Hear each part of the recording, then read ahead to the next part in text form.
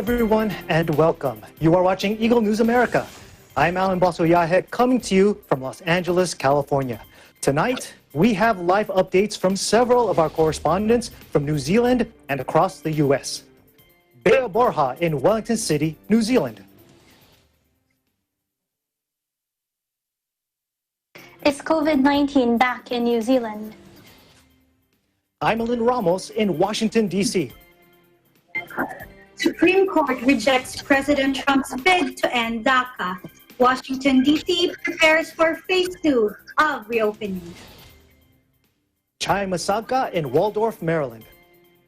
Outdoor dining in Maryland gathers steam as more restaurants set up seating on the streets and on sidewalks. Mila Simbulan in Swarthmore, Pennsylvania.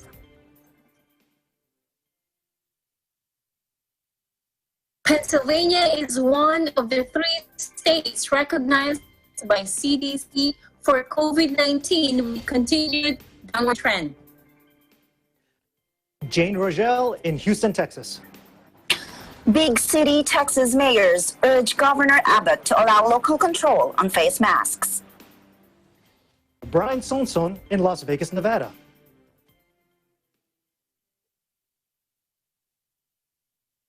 Dexamethasone, a major breakthrough in reducing death toll related to COVID-19 and update Nevada's United Roadmap to Recovery Plan. Valerie Gonzalez in Burbank, California. Mayor Eric Garcetti says Los Angeles stands by DACA recipients. And Angel Membrere in Sacramento will report about Californians now required to wear face covering in both indoor and outdoor public spaces. Plus, discover some of the gifts of walking in nature from our Eagle News correspondent, Elise Danielle. But first, an overview of how the world looks now. According to the Coronavirus Resource Center of Johns Hopkins University and Medicine, as of 4 p.m. Eastern Time, Thursday, June 18, 2020, the number of cases of COVID-19 reported worldwide is now more than 8,400,000.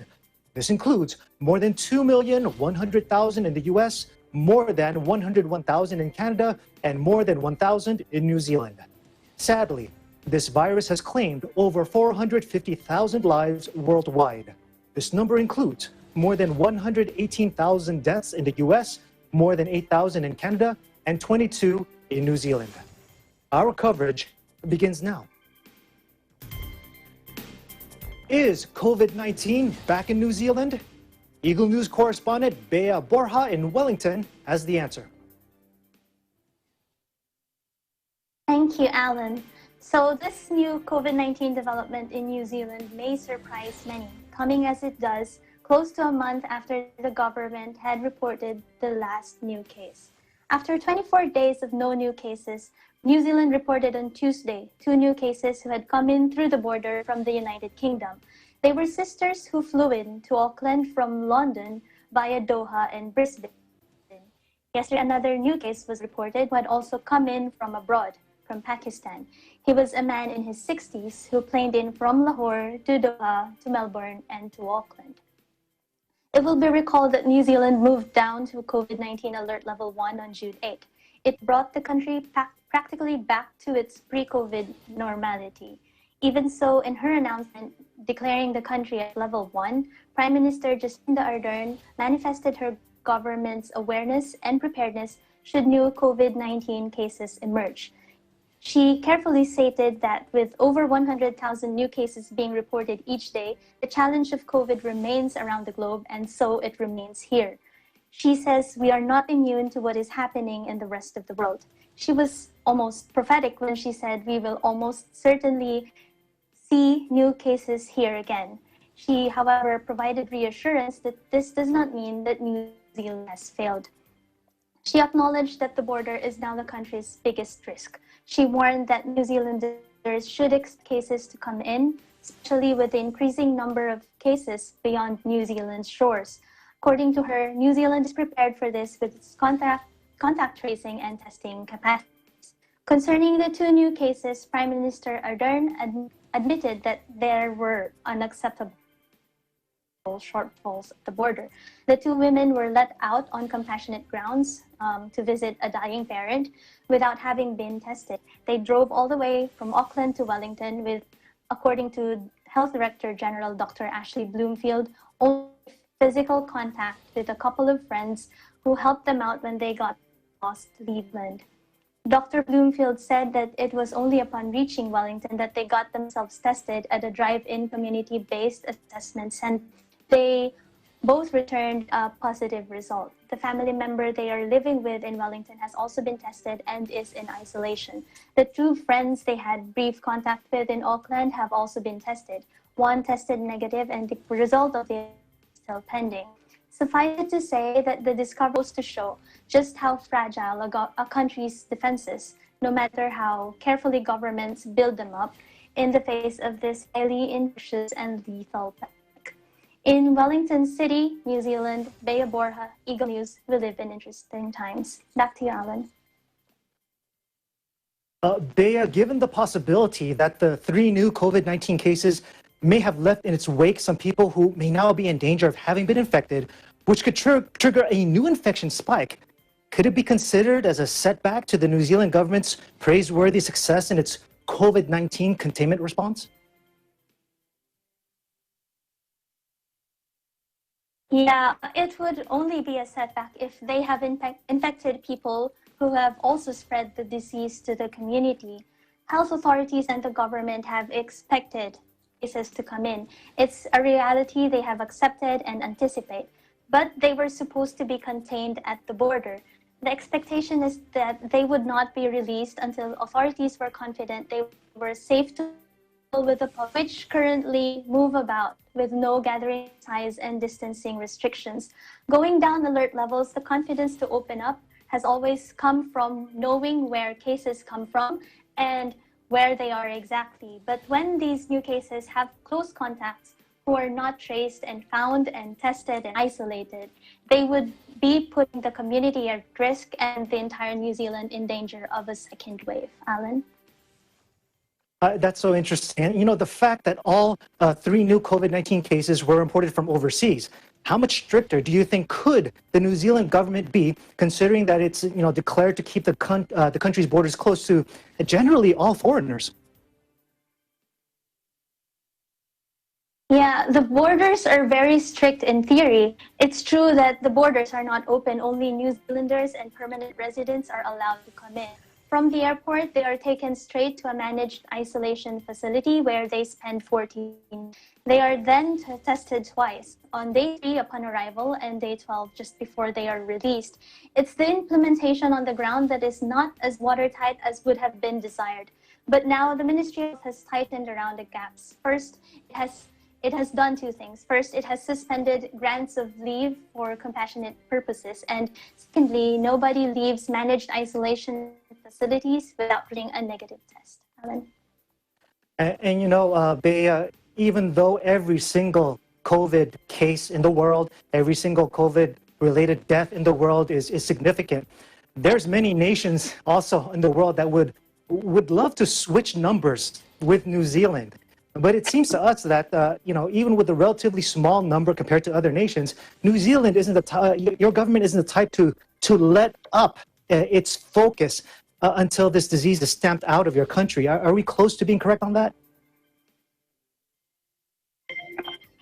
Yeah, they have been taken by so much surprise at this happening, and the government is under extreme pressure, right, to patch things up so that this doesn't happen again, because New Zealand has been keeping a record of almost 24 days of no new cases and only 22 deaths. So it's working really hard to keep it up and to really work on the elimination strategy that they have adopted at the beginning of this pandemic. Thank you. So I suppose that pressure creates continued intensity when it comes to dealing with this COVID-19. Thank you so much, Bea, for your report. Thank you, Alan.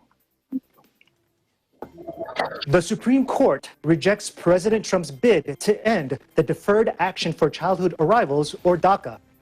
And Washington, D.C. prepares for phase 2 of reopening.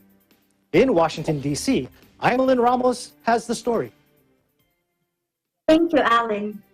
The U.S. Supreme Court rejected President Donald Trump's cancellation of the Deferred Action for Childhood Arrivals, or DACA program, with a 5-4 vote, protecting 700,000 Dreamers, or the undocumented migrants brought to the United States as children. Chief Justice John Roberts sided with the court's 4 liberal members, saying that the Trump administration had violated official government procedures in the way they sought to quickly rescind DACA in September 2017 based on weak legal justifications. President Trump then took to Twitter, writing, "Do you get the impression that the Supreme Court doesn't like me?" Followed by another post, I quote, "These horrible and politically charged decisions coming out of the Supreme Court are shotgun blasts into the face of people that are proud to call themselves Republicans or conservatives. We need more justices or we will lose our Second Amendment and everything else. Vote Trump 2020. The decision by the Supreme Court protects the Dreamers for now. There could be other ways in which President Trump can try again to rescind the DACA program, but to start that process again could take several months. This is expected to be a major issue come the November elections." On another news, Washington, D.C. Mayor Muriel Bowser released yesterday the situational update for Washington, D.C. According to the update, D.C. is very close to beginning phase 2 of #ReopenDC. Originally, D.C. is eyed June 19, but due to various trends and criteria, Mayor Bowser tweeted yesterday that the district should be able to start phase 2 on Monday, June 22, 2020. What can we expect on phase 2 of the reopenings of Washington, D.C.? In phase 2, mass gatherings of more than 50 people are prohibited. Non-essential retail businesses may have customers inside as long as they operate at no more than 50% capacity. You know, I myself am looking forward to shopping at my favorite retailers. And another nice thing about phase 2 is that indoor dining will be allowed as long as restaurants do not exceed 50 people in capacity. And for all the fitness buffs out there, in phase 2, gyms and health clubs will open with a capacity of 5 persons per 1,000 square feet. I'll be honest, I'm not as excited as the gym reopening since I rarely go to the gym even before the pandemic started. But I'm sure a lot of people are looking to restart their exercise regimen. You can find the situational updates on the mayor's website at mayor.dc.gov. Again, we cannot emphasize enough that before you venture outdoors and take advantage of all that Washington, D.C. has to offer, check first with the mayor's office by either calling or visiting their website to get the latest guidance and restrictions. The mayor's website is very comprehensive and should be able to answer most of your questions and keep you updated. In Washington, D.C., I'm Lynn Bondac Ramos, Eagle News. We live in interesting times. Back to you, Alan. Well, it's very nice to hear that those things are opening up. What about houses of worship? What are the guidelines for those who want to attend religious services? Well, Alan, since phase 1, houses of worships were permitted to open, allowing groups of 10 people or less. For phase 2, it's still encouraged to have virtual services, and the indoor capacity limits no more than 100 persons or 50% capacity, well, whichever is less. It's also encouraged not to have choirs or singing. Safeguards and physical distancing remain. Well, Alan, we're slowly getting there. And Imelin, if memory serves correctly, once we spoke together, I did ask you if you're planning on making any reservations or calling ahead to go to the gym. And I think you said no comment, and that spoke volumes. What will it take to get you in the gym religiously? I won't still. Most especially now that the pandemic is still there. So I think I will still be too afraid to go to the gym and even be with other people. So I think I will just do my exercise here in the house. Okay. Well, your precautions are actually quite prudent, and I'm sure there's a lot of people who will also delay going back to the gym until they feel a little bit more safe. Thank you so much for the report, Aimelin. Thank you, Alan. When we come back, live updates from our Eagle News correspondents across the U.S.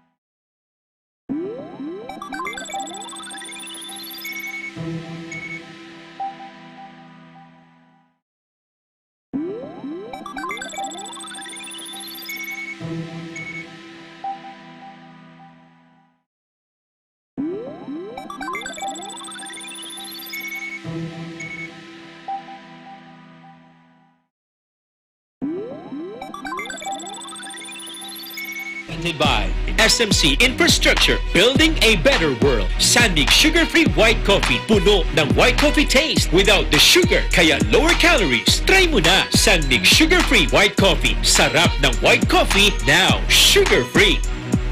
Vet-approved Nutrichunks, the only premium dog food with active boost for optimum energy and prebiotics that help strengthen immunity. Just like Catherine Bernardo, gawing listo ganado ang fur babies niyo. Listo ganado sa Nutrichunks. Magnolia Chicken Templados, delicious, ready to cook and freshly marinated daily. Pure Foods Luncheon Meat, pure sarap for every family. Star Chunky Cheese Corned Beef, ang cheesy ng corned beef mo. Walang duda, kids can tell na #1 ang Pure Foods Tender Juicy. Ang tender, ang juicy, ang sarap. Co-presented by Cooper, expert in air conditioning and electromechanical.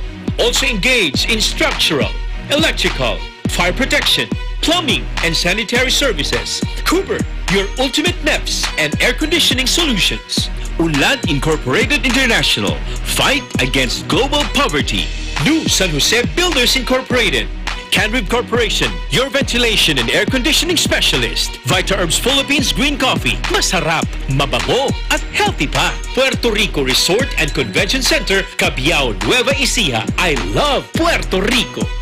In participation with Rain or Shine Elastomeric Waterproofing Paint, Matimco, Our Square Variables Incorporated, Compizel Enterprises, Saisho International Trading Corporation, DN Steel, EMAC UPB Roof Corporation. Hey, Aggression Ho here, and I'm a white coffee lover. Creamy kasi, and very yummy. Pero mas masarap kung hindi nakaka-guilty. Check my new discovery, San-Made Sugar-Free White Coffee. Puno ng white coffee taste without the sugar, kaya lower calories. Try mo na! San-Made Sugar-Free White Coffee. Sarap ng white coffee, now sugar-free.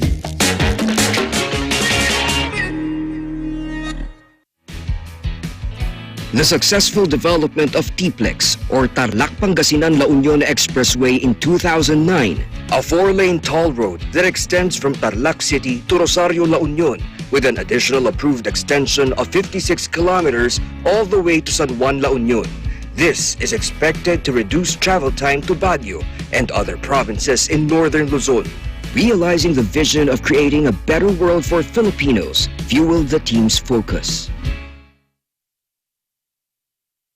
Listo at ganado ang baby ko sa vet-approved Nutrichunks with active boost and prebiotics na pampalisto.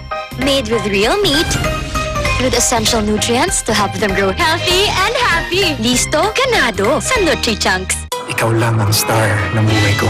Para sa akin, perfect ka. Ang cheesy ng corned beef mo. Pag Star Chunky Cheese Corned Beef, sarap ng corned beef, inangat pa ng real cheese cubes. Star Chunky Cheese Corned Beef.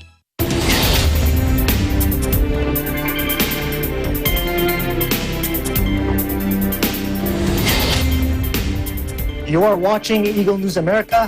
I'm Alan Basoyahe in Los Angeles. Outdoor dining in Maryland gathers steam as more restaurants set up seating on the streets and on sidewalks. Chai Masabka in Waldorf reports. Thank you, Alan. Outdoor dining in Maryland gathers steam as more restaurants set up outdoor tables and chairs on the streets. Although indoor dining at 50% capacity is now allowed under the Maryland Stage 2 reopening plan, more businesses are moving for closure of streets in their jurisdiction to expand outdoor dining, seeing this as a lower risk option to reopen their businesses while enforcing social distancing. In Silver Spring, Tacoma Park, and Bethesda, all in Montgomery County, Maryland, some diners are served meals outdoor, while others who order takeout are offered table space along adjacent sidewalks to enjoy their meals. Programs like Street Dine in Silver Spring and Tacoma Streetery in Tacoma Park started last weekend and have seen the closure of streets, which include some parts of Georgia Avenue from Silver Spring to Thayer Avenue. In Bethesda, about 4 blocks of the downtown will be closed to traffic for 11 hours a day for its Bethesda Streetery, where an open-air eating area is offered to customers who purchase food from nearby restaurants. In the Baltimore area, local officials are envisioning more picnic tables on the street instead of parking lots, as Baltimore City Mayor Bernard Jack Young disallowed indoor dining in the city to first evaluate the timeline for reopening after the recent protests in the city sparked by the death of George Floyd and its effect on COVID-19 positive rates. Restaurants in Towson in Baltimore County also created outdoor dining along the Pennsylvania Avenue on Saturdays and Sundays from 10 a.m. to 10 p.m. throughout the month of June and could be extended. Dubbed as Seats on the Streets, local officials hope to bring this program to other parts of the county. The food service industry in Maryland is one of the businesses hardest hit by the pandemic. To stay afloat, some of the establishments remained open for carry-out and curbside pickups. The shutdown deeply impacted the owners, leaving many unemployed. The Restaurant Association of Maryland said that over $1 billion in sales was lost and about 150,000 employees have been furloughed or lost their jobs. Governor Larry Hogan, at the completion of the state's Phase 1 reopening last month, encouraged the closure of streets in different counties to expand outdoor seating. But face coverings for restaurant staff, their daily temperature checks, the use of single-use disposable menu or sanitizing them after every use, and the limit of 6 people seated in a table are some of the guidelines that need to be observed. More counties embrace the idea of street dining, believing that diners prefer to eat outdoor for lesser exposure to the virus. But although it gives more revenue, business owners do not see outdoor dining as their catch-all solution in this pandemic, simply because the more diners showing up, the higher the risk of getting the virus. In Waldorf, Maryland, Chai Masagka, Eagle News, we live in interesting times. Back to you, Alan. Now, Chai, I just think it's absolutely wild to see tables set up in actual streets. I mean, I read the headline, sidewalks and streets, but I really couldn't believe it until I saw the report myself. Have you ever tried outdoor dining, and would you ever consider dining on the street? Well, before this pandemic, a long time ago, I remember I also eat outdoor, Alan. But, you know, this time, during this pandemic, I don't see myself, my family and I going out and eating outdoor. Mm-hmm. I don't have the confidence to do that just now. But maybe, yeah, you said it's quite unusual to see tables and chairs on the streets. But then again, I think this is part of the new normal, you know. People would like to go out and eat, but they want to be safe. So I think the best option is to eat outdoor. So, well, who knows, maybe anytime soon, if I brave enough to go eat. Alan? Well, I think it's very brave of you to express your true opinion about not wanting to do the dining quite yet. But once everything is more settled down and we have a little bit more confidence, what type of restaurant or type of food are you looking forward to tasting again? Well, you know, Alan, the reason I said I don't really eat outdoor even before, because my family and I, although we love to eat out, we love Asian cuisine, especially Korean food. So, I mean, all the Korean restaurants here, especially, you know, we go to Virginia, they're all indoor. I hardly see any outdoor restaurant for Korean food. So, yeah, we love Korean food. Well, you're certainly not alone in that decision to like Korean food. It's actually a way of life for many people. Thank you so much for your report, Chai. Thank you, Alan. Pennsylvania is one of 3 states recognized by the CDC for COVID-19 with continued downward trend. In Swarthmore, Mila Simbulan has the story.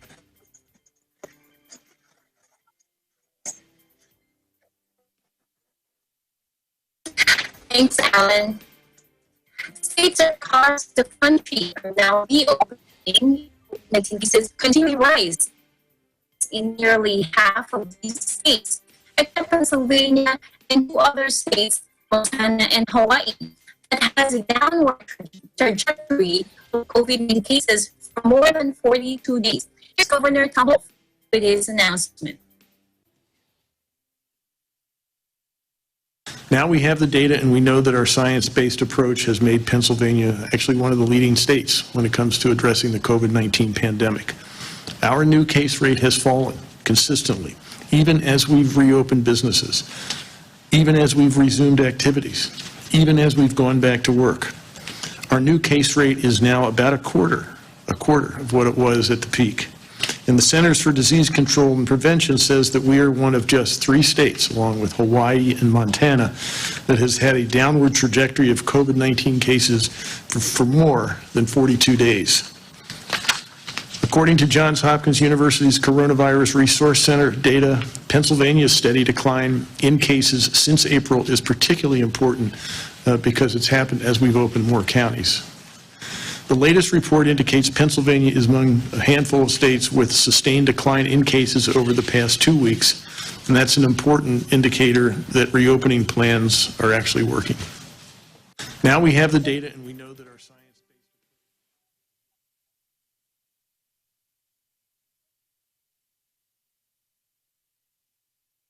Pennsylvania, even those in the final phase still required to wear masks. And Governor Wolf and the Department of Health Secretary Levine both pointed out that this is a smart decision that has lasting effects and hopefully will help as a potential surge of COVID-19 cases this coming fall season.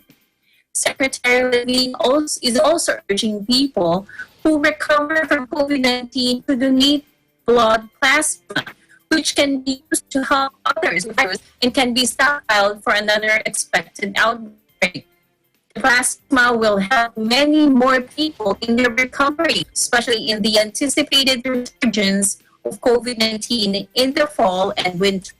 It's more Pennsylvania, Simbulan, Eagle News. We live in interesting times. Back to you, Alan. Mila, what are Pennsylvanians doing differently that makes it one of the 3 states to have a successful reduction in the number of COVID-19 cases?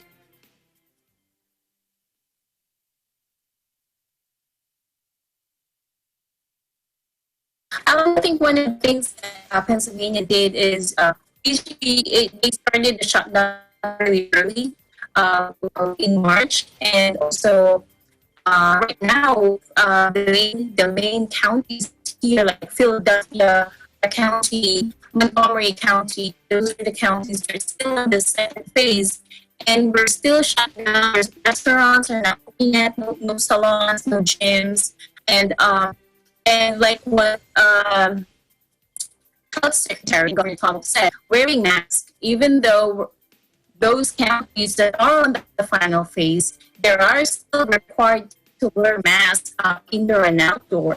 So I think it helps a lot in lowering the rate of COVID-19 cases. Alan? Well, it certainly seems that all these actions are paying dividends in keeping the cases of COVID-19 down in Pennsylvania. Keep up the good work. Thank you so much for your report.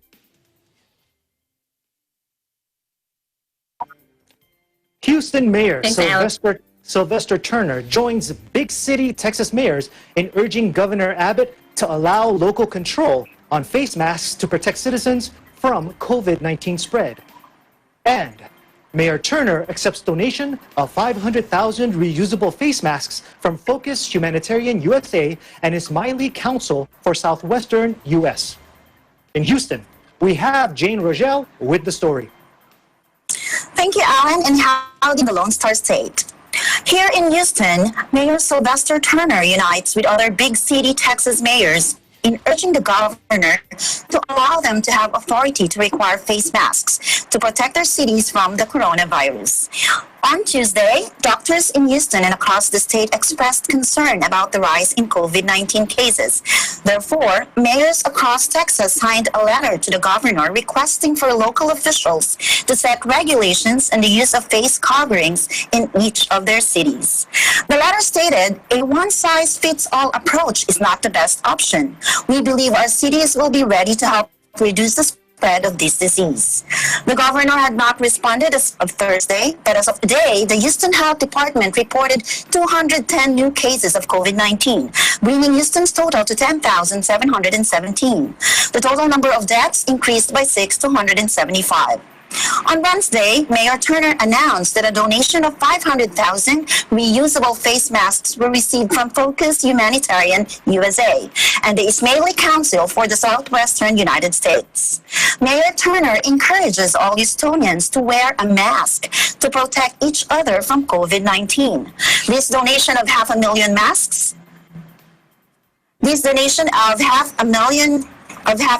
masks will help get them into the hands of anyone who needs a mask. Meanwhile, we shift gears to Corpus Christi, Texas, where residents look back at how the recent pandemic closures affected their lives. Let's take a look.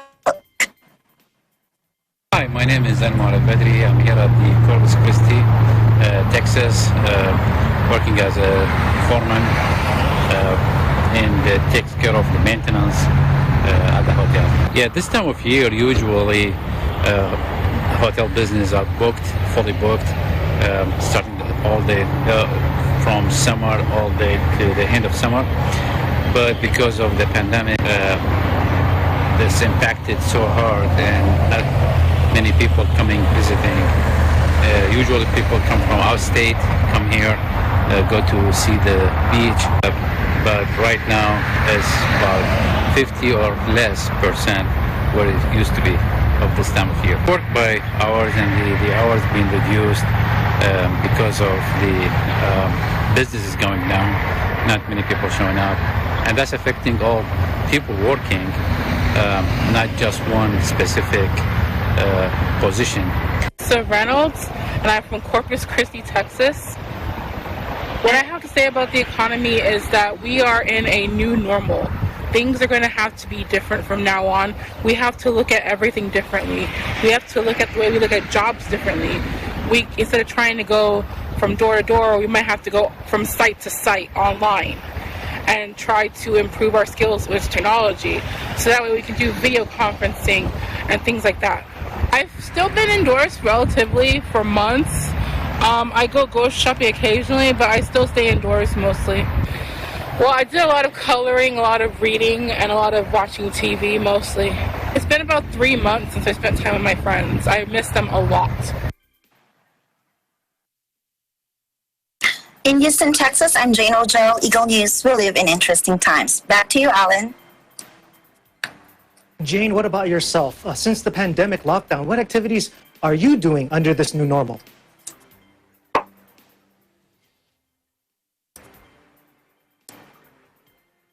I'm sorry, Alan. I'm sorry, I have a bad connection. Can you repeat your question, please? please? Oh, certainly. We're just curious, for yourself, since the pandemic lockdown, what are some of the activities that you've been doing in this, what we call new normal? Well, I think since this pandemic has begun, I have nowhere to go but kitchen. I keep on cooking and baking, so I realize I've been gaining weight. So it's just a wake-up call for me. One day when I wake up, I feel like I'm too heavy to move. So I've decided like this week to start, nature walking, or maybe do a 7-minute Zumba when I get up in the morning, just so I can somehow lose the weight that I gained. Just a piece of advice that I found personally helpful for myself, because me too, staying home, eating a lot. I found a method to kind of, get rid of the whole guilt that we're gaining weight. And that method is just take all your weighing scales and put it in the trash. You could try doing that. Yeah, I could try that, but then I get surprised when I look at the mirror. I can't believe what I'm seeing. It's like I already have double chin right now, so I'm trying to get rid of it, actually. But I'm going to try that, thanks. Well, Jane, I guess we know what goes next in the trash after the weighing scales. Yeah, I believe so. Well, Jane, thank you for the report, but you cannot convince me otherwise. I think you look great.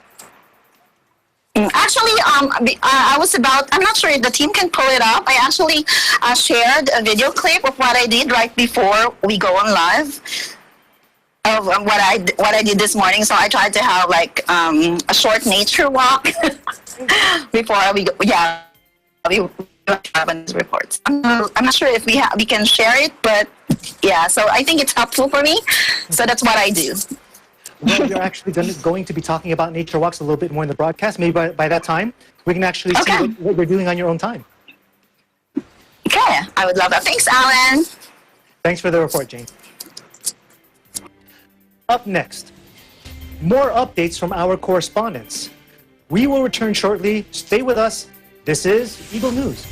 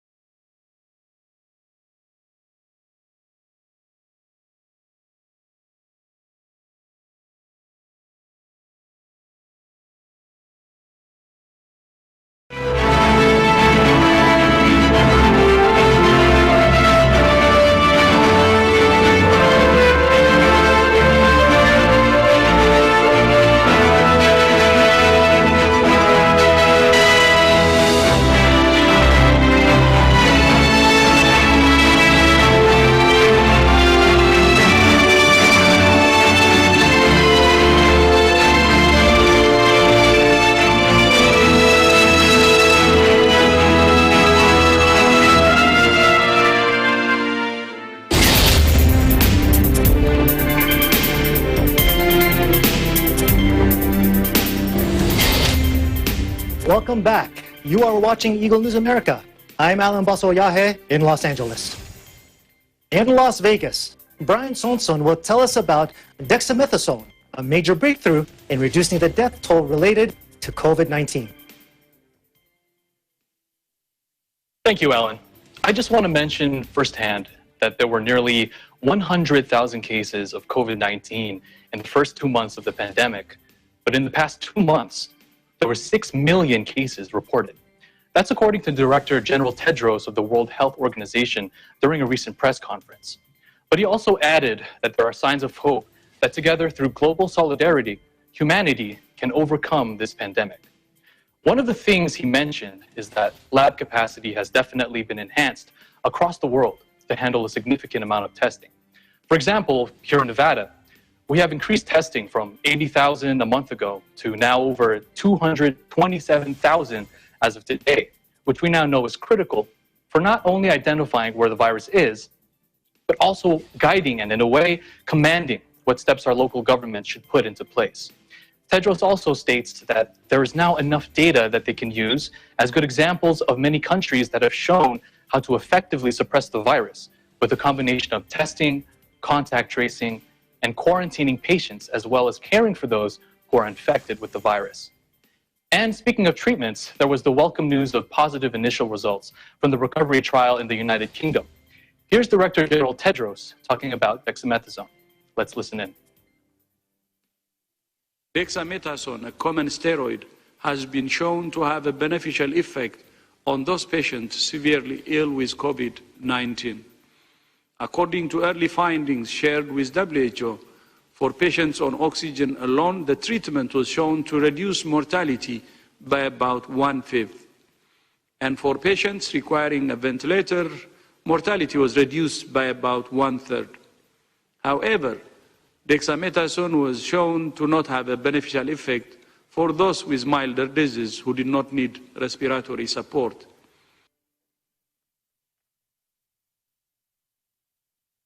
This is indeed a very welcome news, as stated by Director General Tedros, and we definitely share his sentiment in the hope for more treatments that will result in better health outcomes for COVID-19 patients. And now I want to update you on Nevada United Roadmap to Recovery Plan. Nevada started in Phase 2 reopening almost 4 weeks ago. According to a press conference held by Governor Sisolak just a few days ago, Nevada has seen an upward trend in COVID-19 cases, but it was an expectation as a result of reopening more non-essential businesses. But it has not shown a negative impact on the capacity of our hospitals and the use of ventilators across the state. Nevada's positivity rate, according to the COVID Tracking Project website, for the last week is holding at 5.2%. But Governor Sisolak states that they will continue to allow the medical experts time to monitor and make appropriate assessments of the available data. In late May, when Governor Sisolak signed the Phase 2 directive, it was to extend up to June 30th to give them plenty of time to monitor the data and make responsible, medically driven decisions on how we go forward. As he has always stated during his press conferences, the virus is what drives the timeline. And he gave the reassurance that any decision made will be in the best interest of Nevadans in considering any future reopening. In closing, he stated that now is not the time to abandon the protective measures of social and physical distancing, as well as the wearing of facial coverings. If anything, we need to double down on these safety measures to stay open. In Las Vegas, Brian Sanson, Eagle News, we live in interesting times. Back to you, Alan. Brian, what is the effectiveness of dexamethasone compared to hydroxychloroquine? Well, I would have to say there is a distinct difference between those two medications, especially starting off with their clinical indication. Dexamethasone has already widely been used as a drug for patients who are suffering from respiratory complications like respiratory failure, a critical illness called ARDS, or acute respiratory distress syndrome. So this steroid or this drug is not new to the complications that we see in severe or acutely ill COVID-19 patients. Now, that might prove to be of good use to us because it has shown to decrease the mortality rate of COVID-19 patients who are on dexamethasone. When you compare that to patients who are taking hydroxychloroquine, now there's a distinct difference with that because that drug hasn't been proven and it has no clinical evidence as of yet to cure or to have any kind of positive effect on those with COVID-19. So that is the difference. Well, that's a lot of information to take in, but we certainly appreciate the fact that you're able to present that to us. Thank you so much for that report. Thank you, Alan. Mayor Eric Garcetti says Los Angeles stands by DACA recipients. Valerie Gonzalez in Burbank has the report. Thank you, Alan. Today, after a 5-4 ruling, the Supreme Court delivered a powerful message regarding DACA. This country and this city belongs to dreamers today. This will remain your home tomorrow. Those who dare to dream are #here to stay and can rest assured that Los Angeles remains a place of possibility and opportunity. Deferred Action for Childhood Arrivals, also known as DACA, is an administrative program that permits certain individuals who came to the United States as juveniles and meet several criteria. According to the United States Citizenship and Immigration Services, in order to receive DACA status, individuals must meet the following requirements: arrived in the U.S. before turning 16, have continuously resided in the U.S. since June 15, 2007, have never committed a felony or any significant misdemeanors, pose no threat in any way to American public safety or national security, and are currently in school, graduated from high school, received a GED, or received an honorable discharge from the U.S. Armed Forces or Coast Guard. Los Angeles Mayor Eric Garcetti further showed his support on DACA after announcing today that Los Angeles has always stood by DACA recipients because they deserve to feel safe and accepted in the only country they've ever known, where they grew up, when they went to school, and began their careers. Programs like DACA are important for many people because of the avenues of opportunity and prosperity that were otherwise unattainable for many children of immigrants. In Los Angeles County, the number of new cases increased with 1,051 newly reported cases and 36 new deaths. The total number of confirmed cases in the county are 78,227, with 3,027 deaths as announced today by the Los Angeles Public Health Department.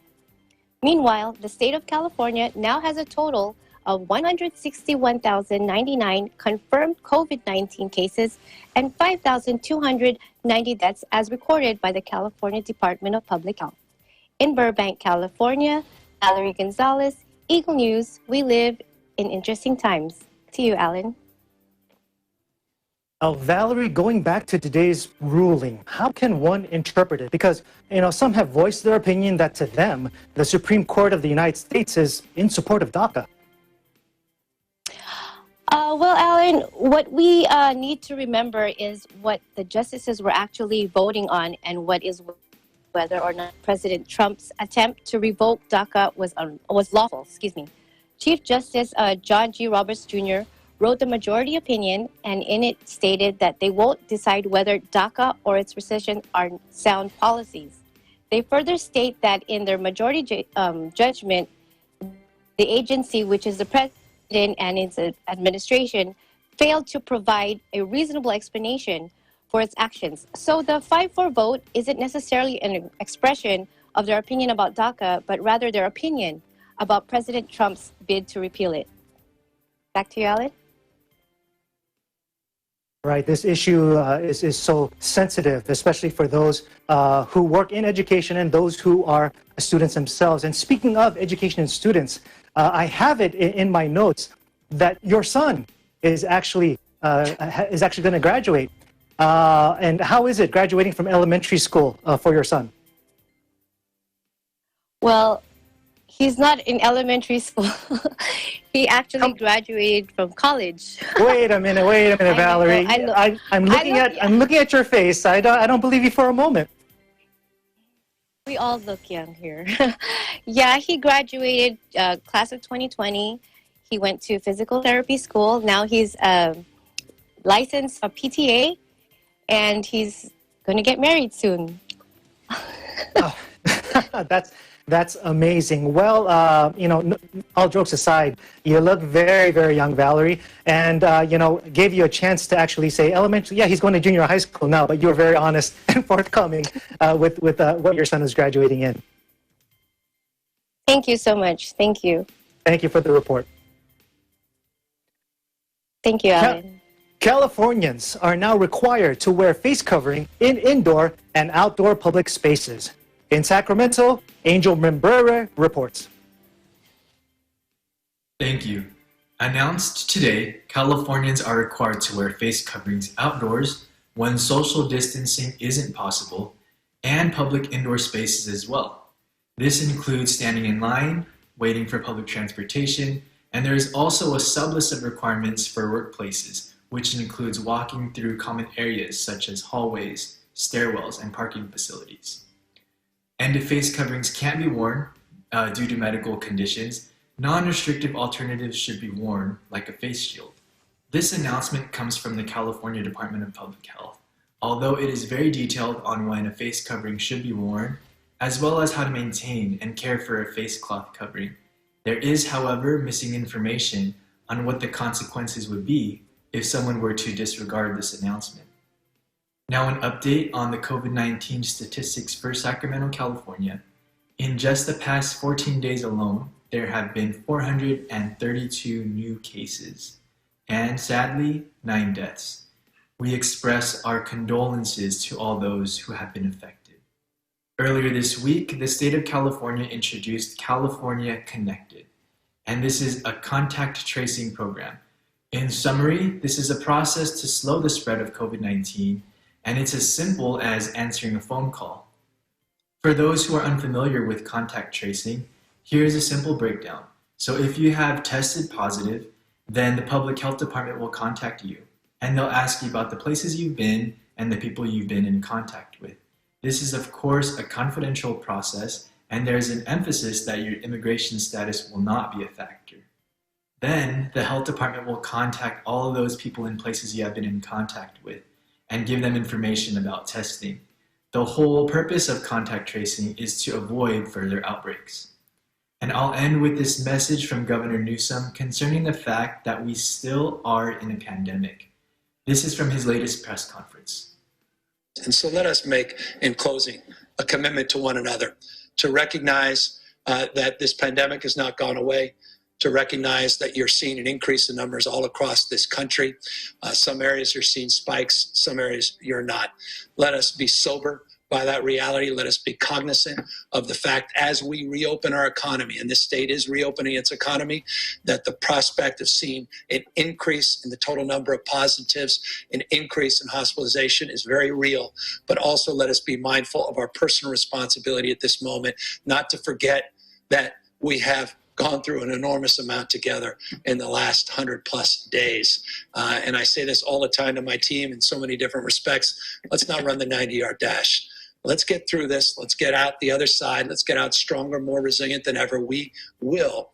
But let's do it by mitigating the spread and by doing justice to history, by not allowing it to rhyme and never forgetting it, and also by doing justice to support one another, our loved ones, our families, the community, our state, our nation, and more importantly, the world collectively we're trying to build. In Sacramento, California, Angel Membreri, Eagle News, we live in interesting times. Thank you for that report, Angel. Stay safe out there. When we come back, discover the gifts of walking in nature. We will return shortly. Stay with us. This is Eagle News.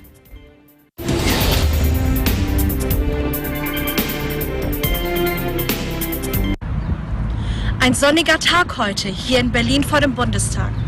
Ich bin Irene Juliet Arzadon und möchte diese Gelegenheit nutzen, um ein paar Worte mit euch zu teilen. An alle Menschen da draußen. In dieser Zeit lasst uns nicht vergessen, den Menschen zu danken, die ihr Leben für uns opfern. Sei es die Menschen, die im Krankenhaus arbeiten, in den Altenheimen sowie in den Arztpraxen, aber auch an die Menschen, die im Lebensmittelhandel sich befinden. Die Kassierer. Manchmal reicht es aus, um ihnen ein freundliches Lächeln zu geben. Denn die Menschen, die heute am Arbeiten sind, weil sie nicht so wie einige von uns zu Hause bleiben können, die sollten wir wertschätzen. Ihnen sollten wir unseren Dank ausrichten. Darum lasst uns noch mehr zusammenhalten. Sie wertschätzen.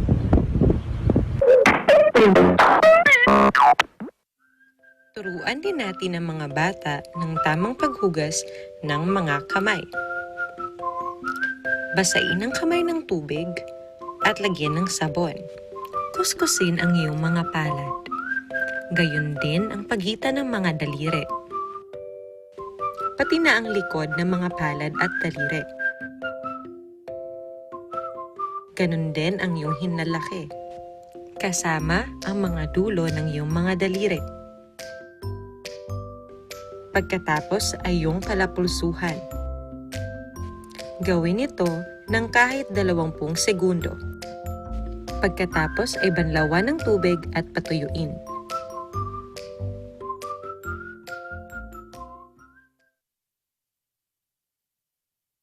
Hello, my name is Robin and I'm 5 years old. My mom and dad said many people are getting sick. That is why we have to stay at home. That is why I cannot go to school. I cannot play outside. And I cannot even visit my friends. only go outside if we visit the doctor or if we need to buy some food. And when we get home, we have to wash our hands.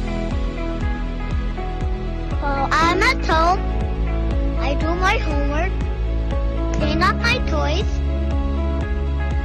help cooking our food, and help my parents with their work. Please stay home so we can all play together again. Bye!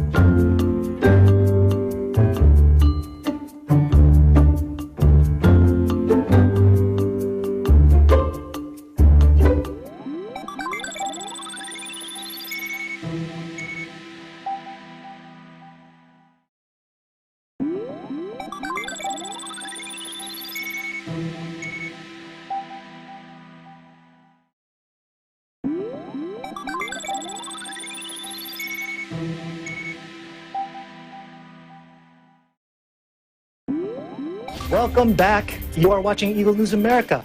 I'm Alan Basoyahe in Los Angeles. The problem with words like getting fit or working out is they usually translate to something hard or strenuous in many of our minds. But the truth is, there is one exercise that's easy to do, and if done properly and in a great place, can help you feel better both mentally and physically. Eagle News correspondent Elise Danielle with this relaxing alternative. Take a breath. As John Muir puts it, in every walk with nature, one receives far more than he seeks. Join me today on a nature walk here in Seneca Greenville Trail in Gaithersburg, Maryland.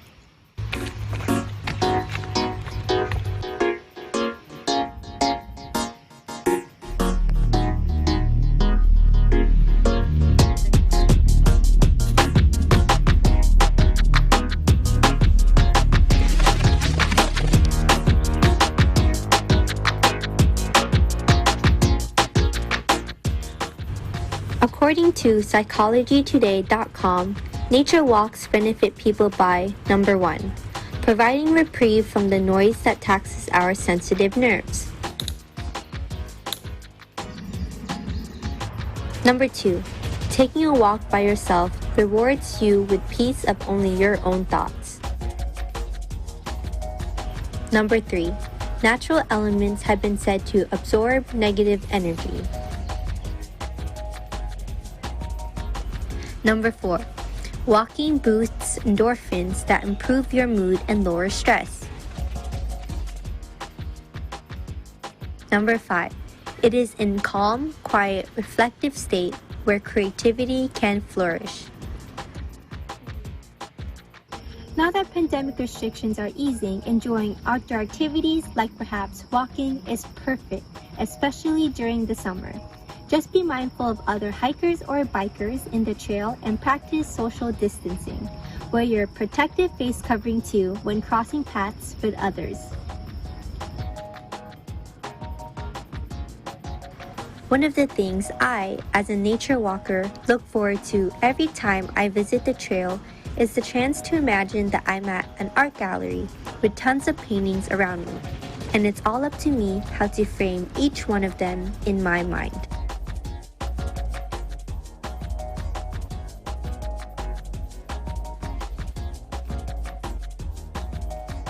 And this is the best reward, a calming scene to end your hike before you go back to the hustle and bustle of life as usual. Congratulations to us. We have just completed a 2.5-mile nature walk without breaking a sweat. Well, maybe a little. Thank you for joining me today. Remember, health is wealth. In Gaithersburg, Maryland, Elise, Danielle, Eagle News. We live in interesting times. Thank you. That was wonderful, Elise, Danielle. And you know, I do appreciate one of the first recommendations you gave about walking by yourself all alone. I think I'll go ahead and do that because that way my wife actually won't know if I've actually walked or not. But I want to hear from our correspondents today about nature walks for you. Here's what we want to know. What are your thoughts about nature walks? What would be your favorite trail? And what never before visited trail would you wish to see next? Why don't we go first with Brian? Hi, Alan. So, what do I think about nature walks? I think they're a great way, a positive way for you to reduce your stress, to relax, to ease your mind.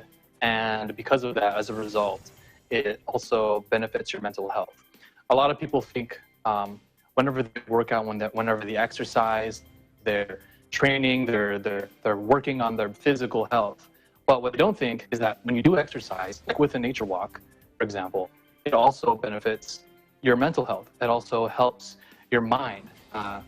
It actually, for me, it expands at least the way I can remember things. So whenever I study or whenever I try to study for a test, I do that. I go outside, I take a walk, I take a breather, and then I go back, and then I'm back at it again, studying for my test.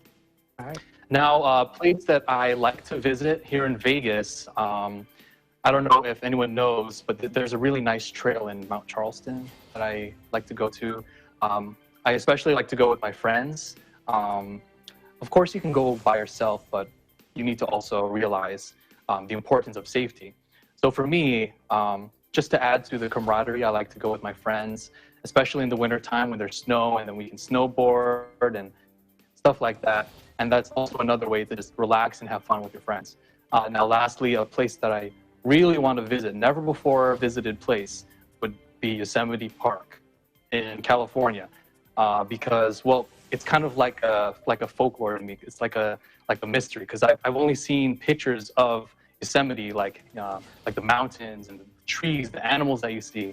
But what I would like to do is actually visit them myself. So that would probably be on my bucket list, most definitely. All right.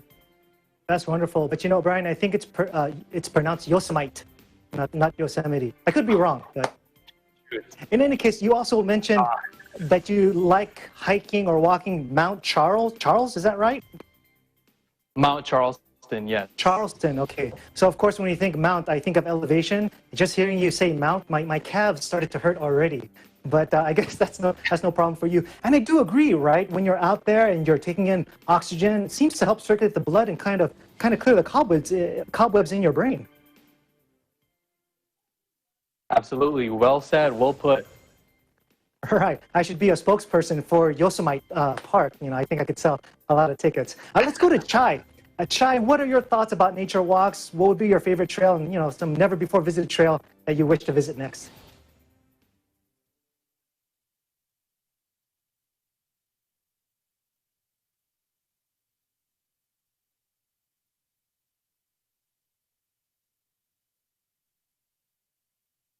You know, I think we're having a little bit of difficulty, Chai. So, you know, I'm going to come back to you. I'm going to ask one of our other correspondents. What about Myla? Same question to you, Myla.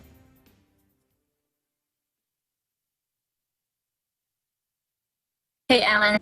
I used to live in Bay Area in California, and I love hiking in California. And so much here in Pennsylvania, probably because when I was still single, I have to, you know, when you go out with friends, and whenever we out, it's more fun because right now I have my kids are still young, and it's kind of hard to drag them to go hiking trail. I think when they're at the right age, I'll probably gonna drag them with me to go hiking here in Pennsylvania.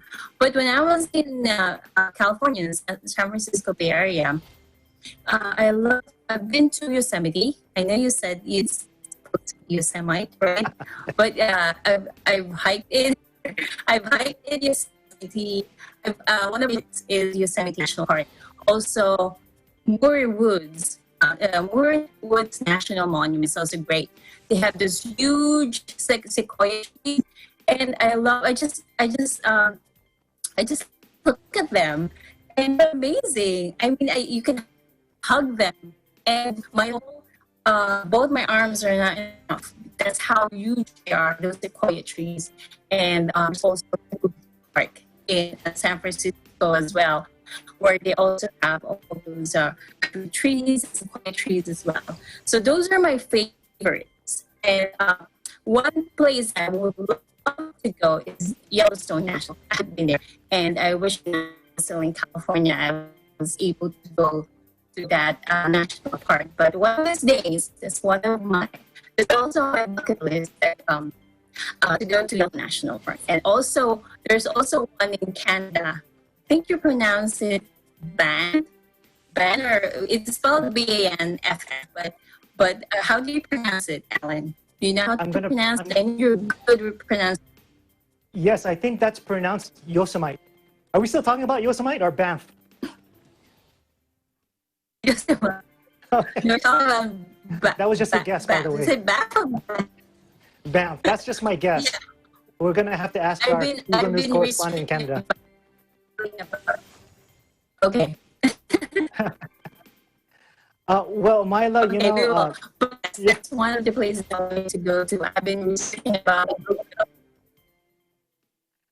Right. And, you know, those are all great places and great examples. I'm a little bit embarrassed, not that I found out I've been pronouncing Yosemite incorrectly, but that I live here in California, but you've done more nature walks in California than I have. So, you know, I think I don't have an excuse anymore.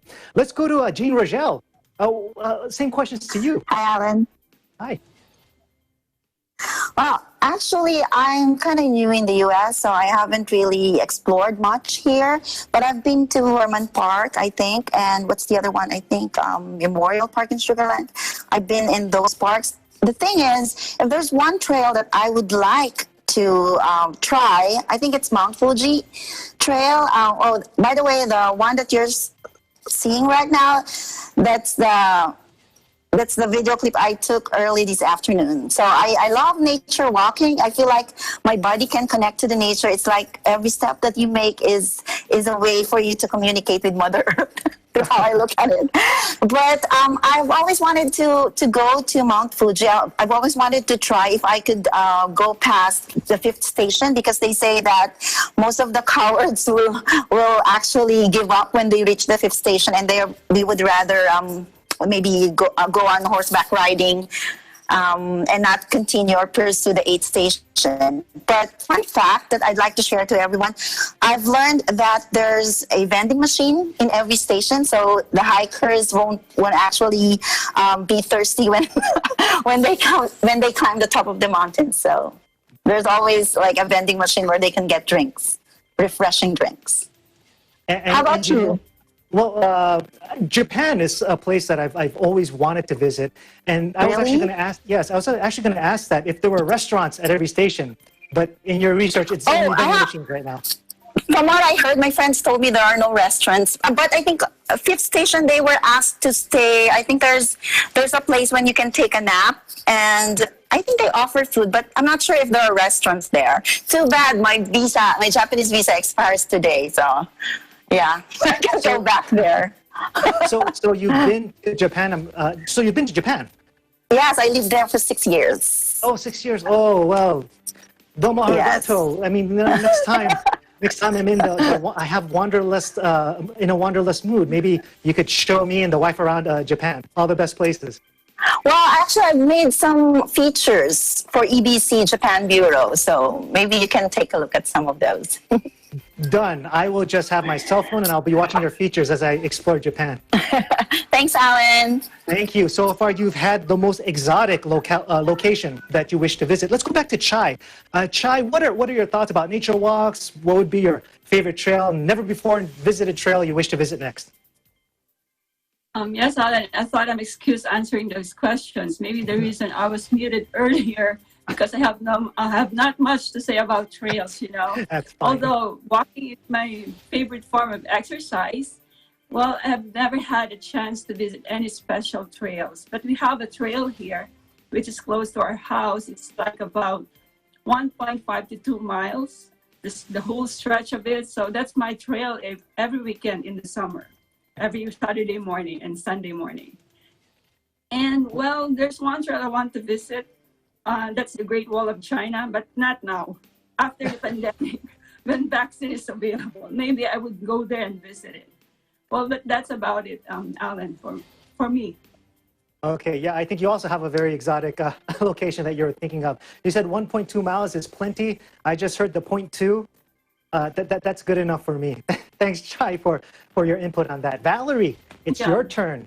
Your thoughts about nature walks, your favorite trail and never before visited trail you wish to visit next.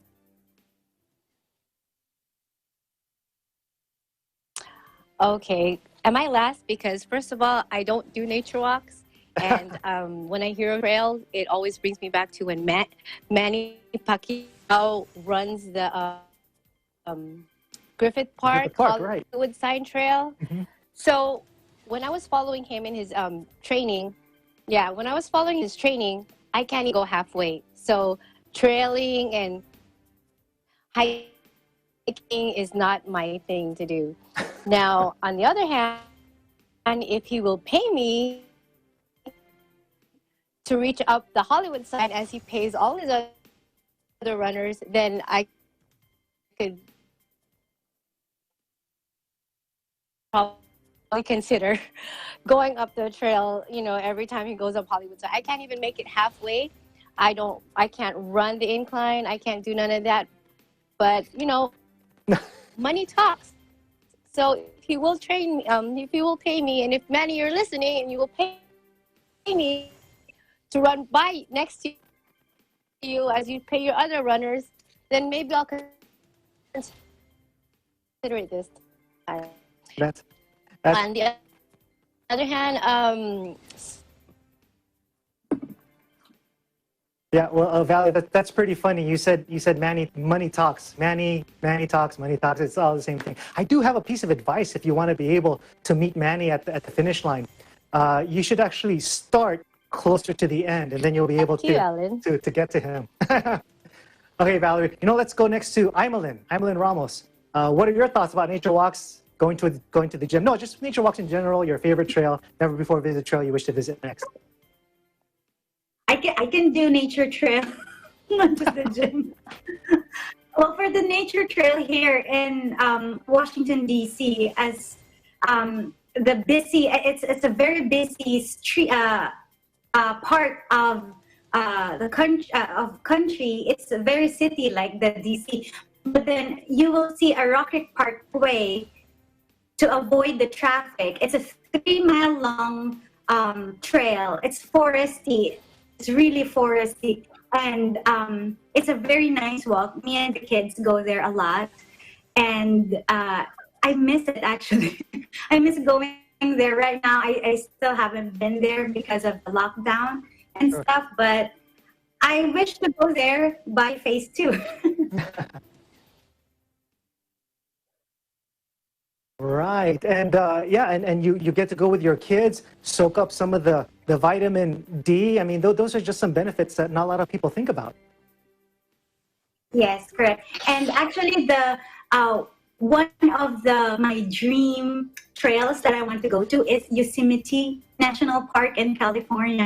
I think you're very near there, so that's one of the places I want to go. Yeah, you're right. I'm very near there. I just walked there yesterday myself. Thanks for your input. Let's go to Bea. Bea, same questions to you.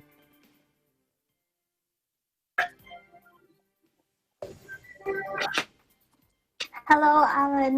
Yeah, I think I would really enjoy a nature walk. I think it's amazing how much difference a breath of fresh air makes. So imagine taking huge gulps of it during a hike. So yeah, depending on the mood, there are different trails of varying difficulty here in New Zealand. The country places much importance on preserving the environment, and it shows. They have really pristine rivers and beaches and many mountain and forest trails. So there are easy trails for a bit of a meditative mood, and some for a bit of a moderate trails for a bit of a challenge, and difficult ones for adrenaline and adventure. I haven't gone to any of them because we've been sticking to our community park so far, but there are two that I really want to see. The first is the Paikakariki Escarpment, which is along Paikakariki going to Pukerua Bay in Porirua, just around here in Wellington region. It features stairs, lots of stairs and swing bridges and narrow cliff-top trails. And another that I'd want to see is the Putangirua Pinnacles, also here around here in Wellington, which features towering rocks. This one is especially interesting to me because scenes from the Lord of the Rings were shot in that location. Right. That's wonderful. I'm just amazed you're able to pronounce all of those things. Thank you so much, Aimee. Let's continue to thank our frontline and essential workers with a round of applause. We again appreciate you. And how about another round of applause for our 2020 graduates? We are also very proud of you. That is today's Eagle News America. Thank you for joining us. I'm Alan Basoyahe. We live in interesting times.